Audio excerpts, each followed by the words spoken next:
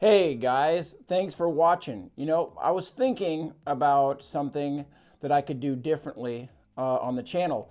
And one thing is the TV show Motorweek, which was on PBS for many, many years. I believe they might still be on television, had uploaded to YouTube what is known as Motorweek Retro Reviews, which would have been like in 1982 when they debuted a new car. They did a review of that car just like they would in 2025. I'm going to look at these videos like maybe the cars that I had and then give my commentary and then also some memories that I had long ago. The car in question might qualify as one of the Chrysler Corporation's better-kept secrets. It's imported by Chrysler from Japan's Mitsubishi Motor Corporation, who currently provide all of Chrysler's imported models. It seems to me over the last 45 years that Chrysler has never been able to stand alone. It's well known that many car manufacturers join up with other manufacturers for ideas and financial stability. Well, Chrysler has joined up with companies not just for ideas, but just to stay afloat. In the 80s, they were joined up with Mitsubishi. In the 90s, they were joined up with Mercedes. And in the 2000s, they were joined up with Fiat. And it wasn't just an exchange of ideas, because without these companies, Chrysler wouldn't have been able to stay afloat or continue to exist. Mitsubishi will soon have its own dealer network. One reason behind that is that they feel their cars don't get the same promotional attention given to Chrysler's homemade products. A case in point, the Dodge Challenger Sports Coupe.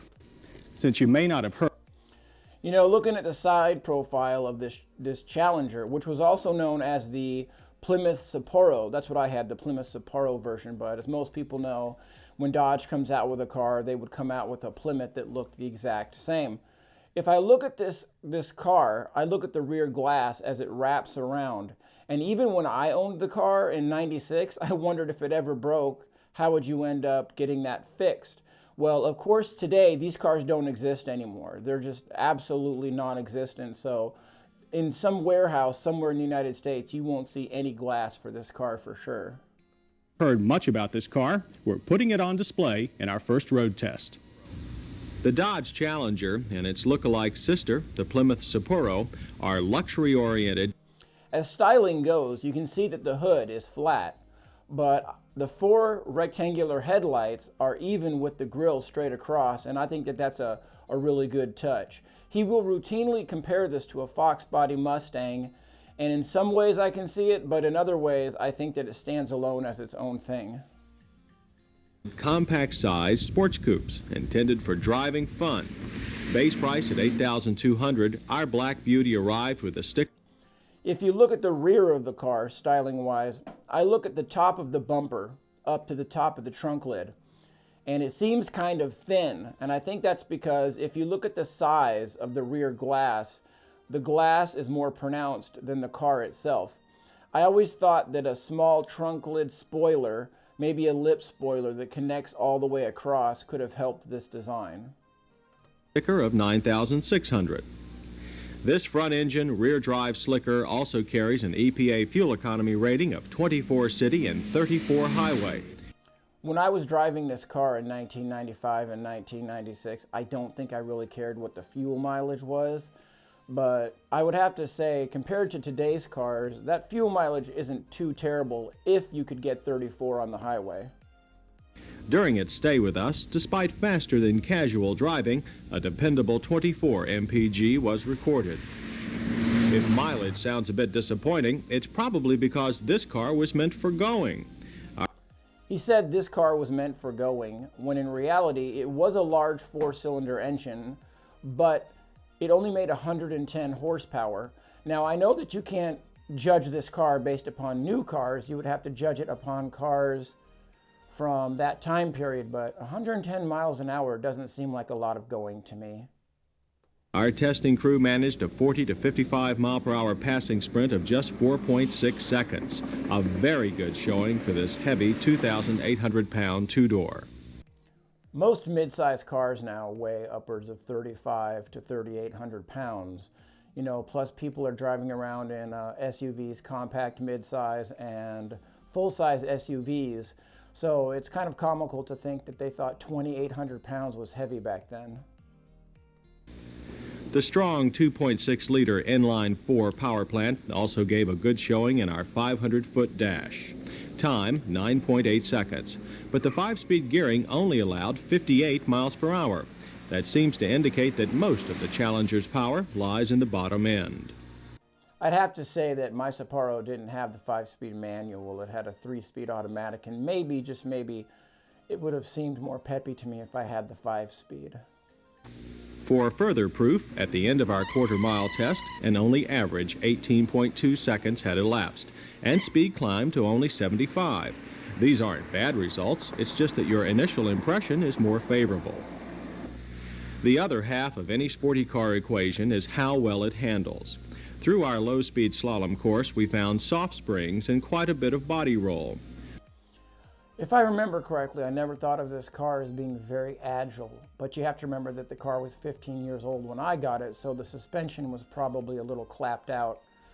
But I think that it handled just fine for a high school student, but as this video shows the body roll as you can see it right now, I don't think that it was that sporty. The steering is a slow, overboosted ball type with not nearly the precision you'd expect in this type of car. That gutsy engine, however, made exit speeds high and kept most of the fun. Again, 110 horsepower is a gutsy engine back in the early 80s. It says a lot for technology, don't you think? Intact. It's much the same story in an emergency lane changing procedure. You can do it quickly, but a light rear end and a solid rear axle mean less than... Okay, solid rear axle. Let's just be serious about a solid rear axle. You know,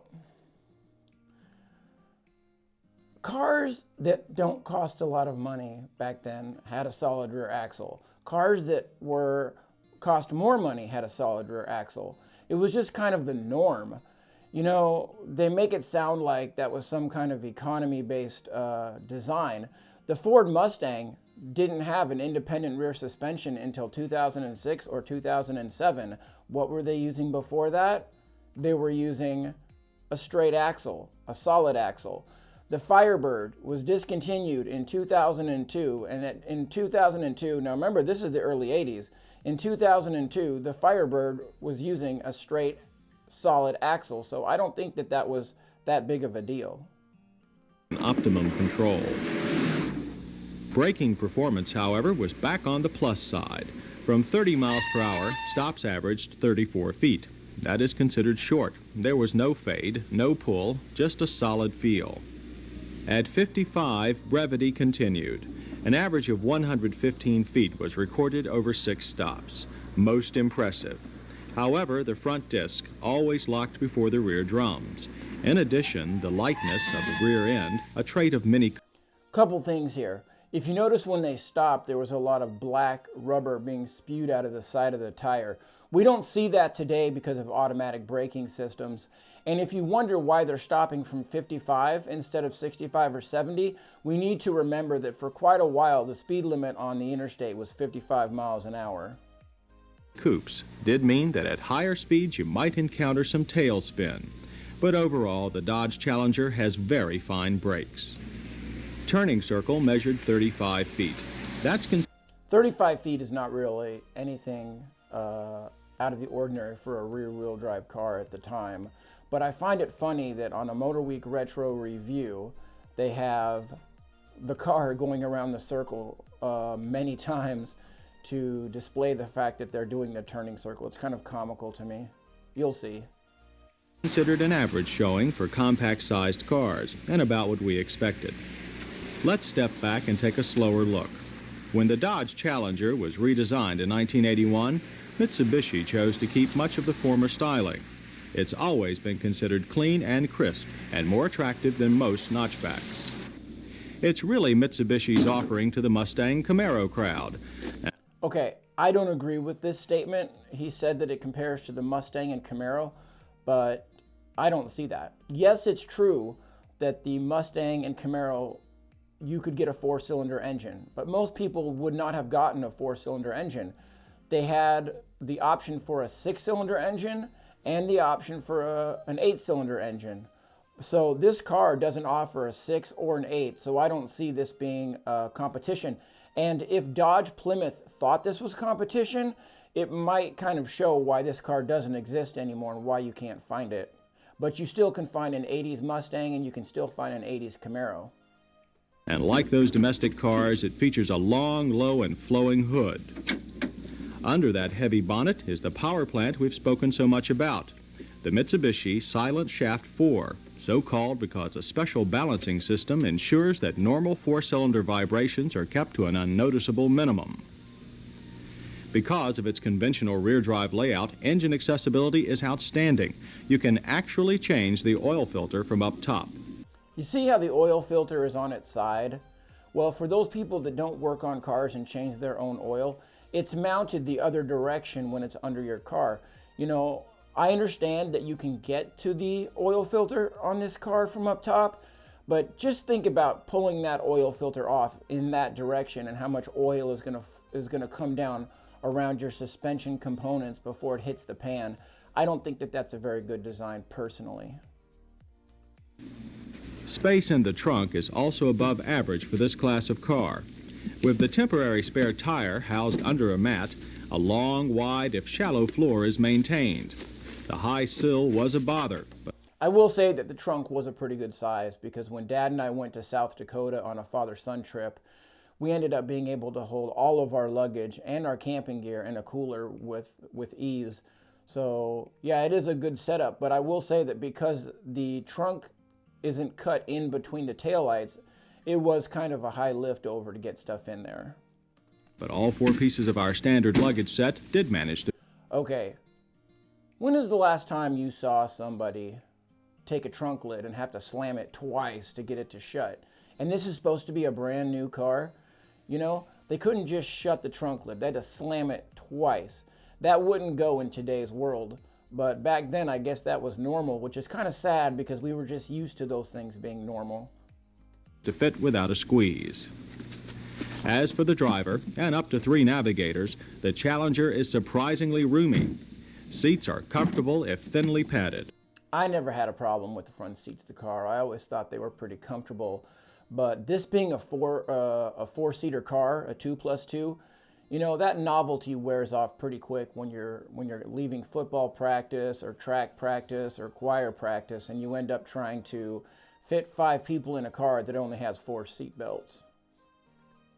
In addition, there's enough head and leg room to let 2 full-grown adults. That is exactly what the rear glass looked like when you rolled it all the way down. It was kind of awkward looking. And if you notice the guy in the back seat, 2 full-size people took up that whole back seat. There was no room for a 5th person, even if there was a seat belt. Adults sit comfortably in the rear. The dash design isn't particularly original, but visibility of the instruments, and they were all there, was excellent. However, the price you pay for this clarity is a steering wheel with spokes at the 5 and 7 o'clock positions. Okay, spokes at the 5 and 7 position. Let's just be real. If you look at that steering wheel, you can see how easily it is to see your gauges and how nice that would be. And they talk about how it was an awkward steering wheel. I don't know how most of you drive when you're on the highway. I drive with one hand on the bottom of the steering wheel, so that was just fine for me. I didn't find it awkward at all. It feels a bit unnatural. But I must say that I like driving the Challenger, despite any shortcomings in our. You know, when you're a kid and you get your first car, I think you have rose-colored glasses and you really like the styling and you were happy to have a car of your own. But when I look at this car from the side, even though that rear glass was kind of novel and it was kind of cool, it looks kind of ungainly to me today. But that's just my opinion. Our handling tests, the car made a very good accounting of itself on the open road. It was quiet, with a sound level reading of only 67 decibels at 55, and very comfortable. Visibility was better than most notchback coupes, and the car was just plain fun to sling around country roads. You wonder when Motorweek is testing these cars how many country roads they're slinging the car around, considering that you never see that. So I just find that comical that he's talking about slinging it around country roads. You might say there are a lot of little bits of magic in this car. It has very good power, can be practical for a family, handles very well for most normal driving, and stops on a yen. Since more and more manufacturers are Stops on a yen. Come on, let's just acknowledge that that's pretty ridiculous. pushing performance in their cars, I have the feeling that the folks at Chrysler will soon begin to pay more attention to promoting the Dodge Challenger, because, for the money, it should be one of the worst-kept sporting secrets traveling around. You know, it was very true that that was a secret. That car wasn't very popular. I haven't seen one of those cars in a salvage yard ever, and I've been going to salvage yards since like 2002. I can't tell you the number of trips I've taken to many different salvage yards, and I've never seen one of them. On the other hand, about 2 months ago, my friend Matt and I were in Des Moines, and it just about blew me away, and I freaked out, but there was a brown Plymouth Sapporo going down the highway with an older lady driving it, which is amazing that she can keep it on the road, considering I've done some research, and because the cars don't exist anymore, the parts don't exist anymore, why would they produce parts for a car that doesn't exist? You know, my car, why did I get rid of it? It had the same problems that most 70s and 80s Japanese cars had. It rusted really, really bad. I was just thinking on a side note, funny story. When my dad told me that I was supposed to go a certain way to school because it was the safest way to go, of course, being 16 years old, I thought I knew better. And I decided I was going to wrap around the tennis courts at Leavenworth High School, where I went to high school, Leavenworth, Kansas. So it was foggy as all get out, and I'm going down the hill, and I missed the stop sign. I got T-boned in the car and ended up in a preacher's front yard. And the funniest thing is, the person who T-boned me was my school counselor.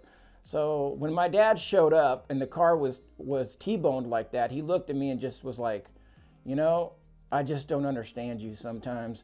Well, as a punishment, that car sat outside of my bedroom window in the snow, in the rain. Now, there was plastic on it so the water wouldn't get in the car, but still, every day before I walked to school, I got to see my car sitting outside of my bedroom window.